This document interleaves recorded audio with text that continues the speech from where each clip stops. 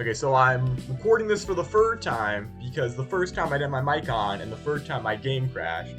Not my game, my recording crashed. So I get to record this again, which is amazing. So I'm talking about Blue-Green Burn and why this deck is actually just genuinely stupid.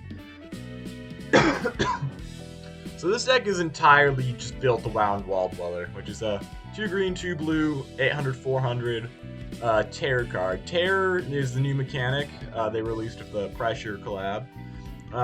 When you play a card with a Terror condition, it goes into the terrain slot, and when you trigger its Terror condition, it becomes a fighter. And this is like the one card that doesn't actually want to become a fighter because of its effect. Twice each turn, whenever you cast another card that costs 4 for your total studs, your opponent loses 300 life and you gain 300 life. So this card, single-handedly, is just your entire burn engine. And additionally, since when if you trigger its terror effect by playing 3 or more cards, on your turn, it'll then refresh that twice each turn effect. So you can do 1200 burn in one turn, but usually just keep it as terrain in most matchups and just do 600 burn. Like if you play this on turn 1, just very easy over card I'll go over later. That's going to be 2400 burn by turn 5, and you have a bunch of other burn cards in the deck, which I'll bring up soon. And it's just so much burn, and because a card with a Terror condition, when it triggers the Terror condition, it puts a copy of itself in the graveyard. You can use Intelligence Swarm, which is a 1 green, 1 blue, recur the top card of your graveyard if it costs 6 or fewer total studs. It has an effect beyond that. I don't care. That effect has been actually honestly just completely irrelevant to the card since it was printed. I don't think anybody's utilized that effect. So what this does is it gives you your Wall Dweller back while also proccing the Wall Dweller because it costs 4 or fewer total studs like every other card in this deck. So even if you're not using it to recur Wall Dweller, you can just use it to recur one of your other cheap draw cantrips like I Spy or Culture Exchange. They're both 1C, 1 blue cards that draw a card with the secondary effect. I Spy reveals your opponent's hand and all their fighters lose 100 power. And then Culture Exchange lets you seek shinies, which lets you look at a choice of 2 1 white costing token gear cards that you get to choose 1 copy of them, which you don't really care too much about what gear card you're getting, just the fact that you get one, and that one is gonna proc Wall Dweller because it costs more than 4 studs. And so other blue cards you got, that's actually terrible.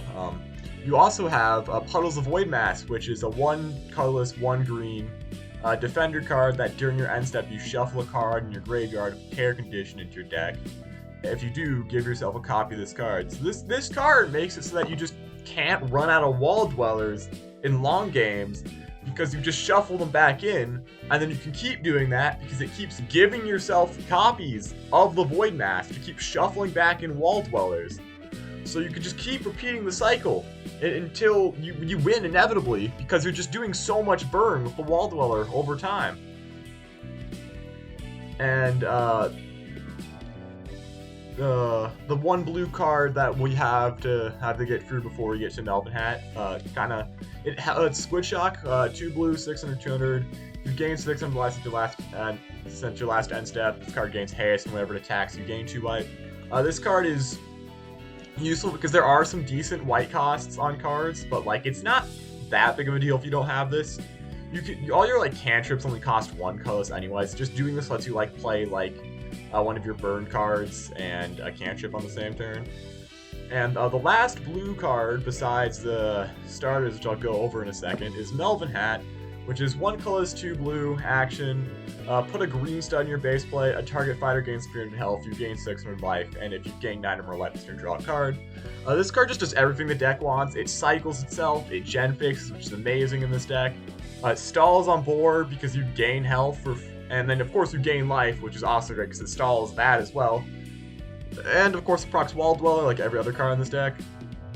And then finally, before I get on to the green cards, we're gonna go over the starters, which is kind of the reason why this deck is just so ludicrous, because it has the starters. So Squiddles is a free colorless 400/400. When this card is cast, search your deck for a card with Tear Condition. It gains 200 health and power. Since the only Tear Condition you're running in the deck is Wall Dweller, Squiddles will always hit Wall Dweller, so you'll always have the most important card in your deck on turn 1 every game, because you're always going to hit one of these starters unless you Giga Low Roll, and at that point, honestly, it probably doesn't even matter because you just top deck and run off Expendable, which is the next starter. Expendable, free colorless 700/100. When this card is cast, search your deck for card with Tear Condition. Remove blue-green from its cost. So Expendable is the best card in this deck besides Wall Dweller, because it draws you the Wall Dweller, and it makes that card 1 green, 1 blue, so you can play it on turn 1 with almost no resource loss. And that just adds up to so much more additional burn that's like you barely have to play around. Like, this card is a lot better than Squiddles, but you run Squiddles just in case you don't hit it. And the last starter doesn't really fit into this package. It's Helliura, I think is how you say it, which is just burn. It's just during gains a green stud each turn it's in your hand, and then it gains 50 health and power for each green stud at its cost. And then when it's cast, you gain life equal to its power, and your opponent loses that much life. It's just more burn in a deck that wants burn. And speaking of burn, we go back to the green cards, to the only non-burn green card, which is Chef, which is 1 green, 200/200. When this card is cast, it deals 200 damage to enemy fighter. This is pretty much only here just because it's a cheap green card. It can help you fight on board, and also it gens, and that's pretty much the only reason it's here. It's just cheap and it helps you fight on board. And then we get into the good green cards. Cillow, 2 colors, 1 green, 400/400. Whenever this card is cast, your opponent loses 400 life, and you gain 400 life. Sorry about the cough. Now this card lets you even make your gameplay faster, because you can just burn your opponent more. And of course, the faster you burn, the better, closer you are to winning. And then the second burn card besides Helliura is Vupa, which is a free green 1,200. During your end step, your opponent loses 150 life, and you gain 150 life. It's cheap, it procs Wall Dweller, and it helps with burning your opponent down. It's just really nice to have.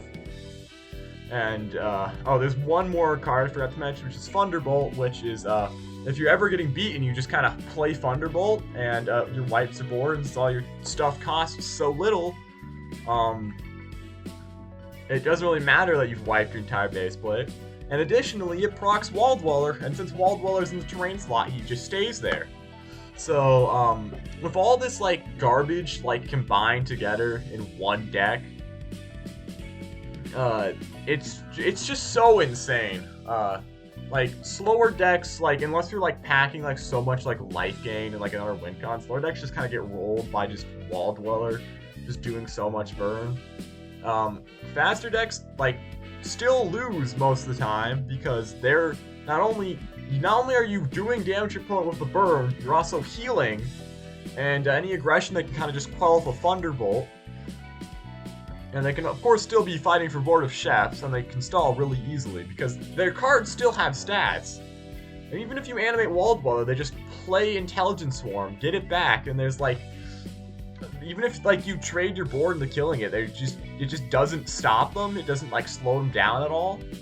And mid-range is just kind of helpless into this deck unless you just comedically high roll, because you just can't do anything as they burn you to death.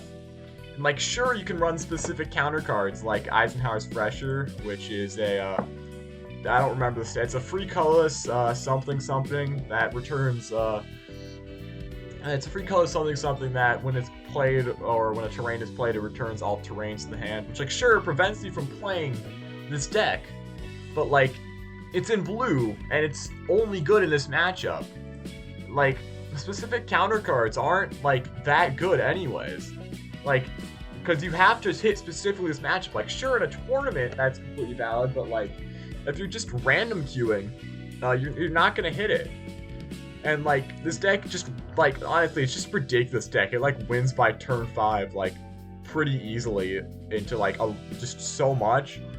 If your opponent's, playing, Life Loss, which I know is just a bad match to bring up, they just cannot play the game unless they, Giga High Roll, because you just burn them while they're losing life, and they just die in, turn 4. Slower control decks, unless they have like life gain and like a fast alternate win condition, just can't play. Like stagnation just doesn't even. I don't think they even like live to being able to play their traverse. But that deck's kind of just comedically terrible. This is comedically terrible designed. And like yeah, mid-range decks, like sure they can play value fighters, but you don't really care about value fighters because you can just like stick cards on board pretty much every turn and have them stall it out while you just burn your opponent. And then like I know this card is getting nerfed. Like I know what's gonna happen, but like it's just still ridiculous that this card is like in the game. And I honestly just hate it. Like it single-handedly motivated me enough to like make this video. And yeah, I think that's all. I feel like if a deck motivated me enough to make a video ranting about the deck after having uploaded 7 months, I feel like that itself kind of speaks to how stupid this deck is. But I think I'm about to run out of footage, so I'm also just stupid and can't stop recording properly. So yeah, that's the end.